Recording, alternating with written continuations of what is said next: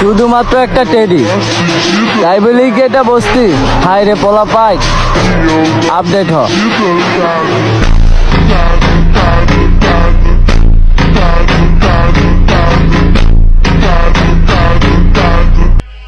আমি কোনোদিন teddy shirt পরবো না, কারণ টেডি শার্ট পরলে লাগবে আমাকে অস্থির, কিন্তু পাবলিক বলবে বস্তির।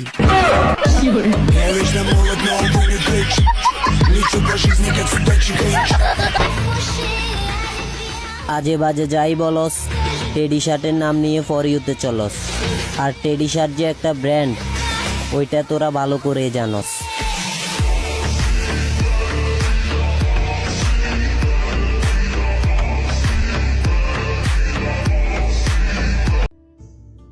কি রে দোস্ত, আজকে এই ঈদের দিনে তোর মন খারাপ কে? একটা জিনিস নিয়ে চিন্তায় আছি, কি?